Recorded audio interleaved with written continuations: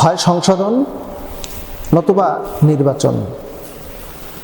এমন একটি উক্তি সোশ্যাল মিডিয়ায় অলরেডি কিন্তু চলমান।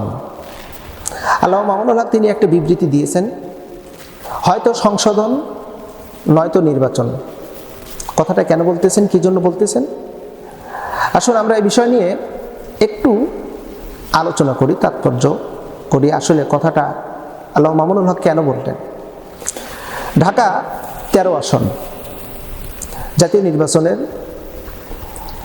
ববি হাজ্জাজ, আল্লামা মামুনুল হক দুইজনই নির্বাচনের ময়দানে জনপ্রিয়তা আমরা যদি পর্যালোচনা করি, এমনকি সেখানকার ঘটনা, সেখানকার চলমান পরিস্থিতিটাকে যদি তুলে নিয়ে আসি, তাহলে আল্লামা মামুনুল হকের জনপ্রিয়তা আকাশচুম্বী। সেই তুলনায় কিন্তু ববি হাজ্জাজেরও কম না। কিন্তু ভোটের দিক দিয়ে আমরা যতটুকু জানলাম, ক্রমাগতভাবে ধীরে ধীরে প্রত্যেকটা সেন্টারে বিপুল ভোটে আল্লামা মামুনুল হক বিজয়ী হচ্ছেন। হঠাৎ করে আমরা দেখলাম যে ভোটের ফলাফলটা বাড়তে বাড়তে এক পর্যায়ে ঘূর্ণিপাক খেলো। ঘূর্ণিপাকে আল্লামা মামুনুল হককে পরাজয় দেখায় ববি হাজ্জাজ বিজয়ী হলো। বিজয়ী হওয়ার পরে আল্লামা মামুনুল হক যদিও প্রাথমিক পর্যায়ে তিনি এই বিজয়ের বিরুদ্ধে তিনি কিছু কথা উপস্থাপন করেছিলেন, পরবর্তীতে এই বিষয়টা নিয়ে কিন্তু আর তিনি কোনো কথা বললেন না। মন্ত্রী পরিষদ গঠন হলো, অর্থাৎ সরকার গঠন করলো, শপথ হলো, মন্ত্রী পরিষদ অলরেডি হয়ে গেল। ববি হাজ্জাজ সাংবাদিক সম্মেলনে আল্লামা মামুনুল হকের বিরুদ্ধে একটা বড় ধরনের ষড়যন্ত্রের কথা উপস্থাপন করলেন সাংবাদিক সম্মেলনে।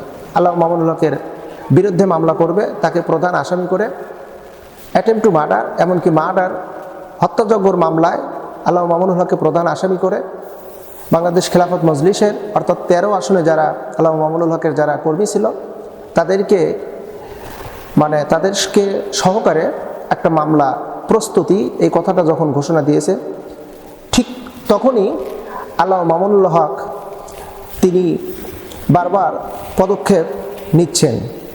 কি কি পদক্ষেপ আমরা যতটুকু জানি,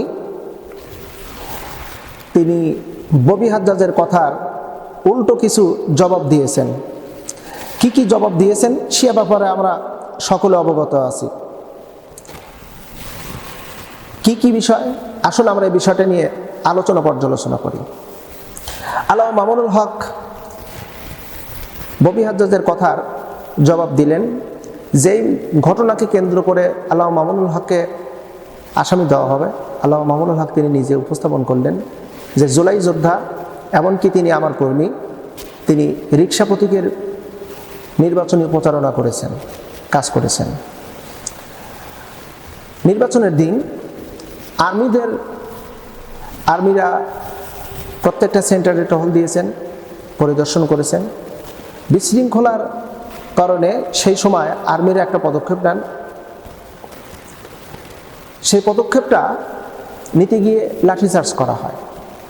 এই জুলাই যোদ্ধার উপরে অতর্কিতভাবে আর্মিরা বেধড় মারধর করেন, সেখানে সে অসুস্থ হন, পরবর্তীতে তিনি ইন্তেকাল করেছেন। বিষয়টা খুবই মর্মাহত, হৃদয় বিদারক। ইন্তেকাল করলো জুলাই যোদ্ধা আর্মিদের গণপিটুনির কারণে। আর ববি হাজ্জাজ দোষারোপ করলো কি আল্লামা মামুনুল হককে, যে এই জুলাই যোদ্ধা নাকি ববি হাজ্জাজের কর্মী, তাকে মারা হয়েছে। আল্লামা মামুনুল হক অলরেডি এই বিষয়টাকে নিয়ে তিনি কয়েক দফা দাবি দিয়েছেন। 6 দফা দাবি বাংলাদেশ খেলাফত মজলিসের 13 আসনের বিষয়টা নিয়ে। প্রথম নাম্বার আমরা একটু জানব, ঢাকা 13 আসনের ফলাফল বাতিল ও নিরপেক্ষ তদন্ত। 6 দফা দাবির মধ্যে একটা দাবি, নির্বাচনীয় অনিয়ম ও হায়দার আলীর মৃত্যুর বিচার বিভাগীয় তদন্ত। অর্থাৎ যে বিষয়টি কথা বলতেছিলাম, এই হায়দার আলী যে মারা গেছে, এই হায়দার আলী আসলে কে এবং তাকে কীভাবে মারা হলো, কেন মারা হলো, কী জন্য মারা হলো, এই ব্যাপারে একটা তদন্ত। অর্থাৎ 6 দফা দাবির মধ্যে এটা হলো 2 নম্বর দাবি। 3 নম্বর দাবি হলো জুলাই যোদ্ধা ইব্রাহিম খলিলের উপরে হামলার সুষ্ঠু তদন্ত ও শাস্তি। দেখেন ভালো করে বিষয়টা অবজারভেশন করে, ববি হাজ্জাজ যে কথাটা বলছে, কথা বলেই সে বিপদগ্রস্ত হয়ে গেছে, আল্লামা মামুনুল হককে ফাঁসাবে। এখন যদি সঠিক তদন্ত করা হয় তাহলে এই তদন্ত ফেঁসে যাবে কে? চতুর্থ নাম্বার, সারা দেশে নির্বাচনী অনিয়ম তদন্তে স্বাধীন কমিশন গঠন। অর্থাৎ সারা দেশে নির্বাচনের যে ইলেকট্রিক ইঞ্জিনিয়ারিং যে হয়েছে, এইটার ব্যাপারে সারা দেশে এই সঠিক একটা তদন্ত করতে হবে, একটা নিরপেক্ষ নির্বাচনীয় কমিশন গঠন করতে হবে, স্বাধীন নির্বাচনীয় কমিশন গঠন করতে হবে। পঞ্চম নাম্বার, রাজনৈতিক হয়রানি ও মিথ্যা মামলা বন্ধ করতে হবে। হ্যাঁ, যে কথাটা আমি আগেই বলতেছিলাম, এই মিথ্যা রাজনীতি হয়রানিমূলক মামলা বন্ধ করতে হবে। যদি বন্ধ না করা হয় তাহলে বাংলার প্রত্যেকটা ঘর থেকে তাওহীদি জনতা বের হবে।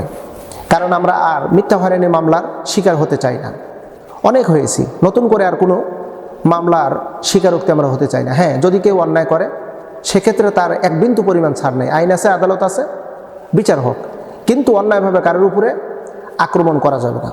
ষষ্ঠ নাম্বার, নেতাকর্মীদের উপরে হামলা ও গ্রেপ্তার বন্ধ। অর্থাৎ আমরা লক্ষ্য করে দেখতে পাচ্ছি গোটা বাংলাদেশের নির্বাচনের পর থেকে প্রতিপক্ষ অর্থাৎ বিরোধী দলের নেতাকর্মীদের উপরে নির্যাতন করা হচ্ছে, হামলা করা হচ্ছে, বাড়িঘর ভাঙচুর করা হচ্ছে, দোকানপাট লুট করা হচ্ছে এবং অনেক কর্মীদেরকে বিনা কারণে নির্যাতন করা হচ্ছে, মারা হচ্ছে, গ্রেপ্তারও পর্যন্ত করা হচ্ছে, মিথ্যা মামলা দিয়ে তাদেরকে গ্রেপ্তারি করা হচ্ছে। ববি হাজ্জাজ একটা কথা বলে বিপদে পড়ল, এক কথা বলে ববি হাজ্জাজ বিপদে পড়েছে। আল্লামা মামুনুল হক তার খেলাফত মজলিসের পক্ষ থেকে 6 দফা দাবি দিয়েছে। হয়তোবা এই দাবি এখন যদি ববি হাজ্জাজ যদি তার কথাটা তুলে না নেয়, অর্থাৎ মামলার যে কথাটা বলছে এই কথাটা যদি তুলে না নেয়, এমনকি যদি সাংবাদিক সম্মেলনে যদি এরকম কথা বলে যে হ্যাঁ আমি আমার বক্তব্য গুড্ড করে নিলাম, আমি আমার কথার তুলে নিলাম, আমি ভুল বলেছি, আমি জাতির কাছে ক্ষমা চাই, তাহলে হয়তোবা আল্লামা মামুনুল হক এই 6 দফার দাবি উত্তোলন করবেন। নতুবা তিনি কিন্তু অটুট, এ ব্যাপারে আমরা কিন্তু সকলেই অবগত আছি। যেহেতু তিনি একটা দাবি উত্থাপন করেছেন, তাহলে গোটা বাংলাদেশে বিক্ষোভ হবে, আন্দোলন হবে এই 6 দফার উপরে। তখন দেখা যাবে যে দেশের পরিস্থিতি একটু হলেও ঘোলাটে হবে, রাজনৈতিক পরিবেশটা একটু হলেও অশান্ত হবে, মানুষের ভিতরে মনোক্ষুণ্ণতা হবে। আর আমরা চাই না দেশের ভিতরে কোনো বিশৃঙ্খলা ঘটুক, আমরা চাই না দেশের ভিতরে কোনো আন্দোলন হোক।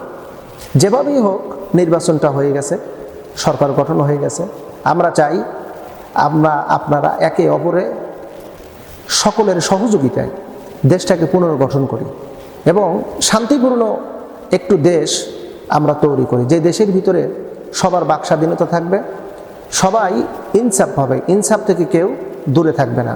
আমরা অন্যায়, রাহাজানি, দুর্নীতি, চাঁদাবাজ এগুলো সব কিছু বন্ধ হয়ে যাক, এটাই হলো আমাদের কাম্য।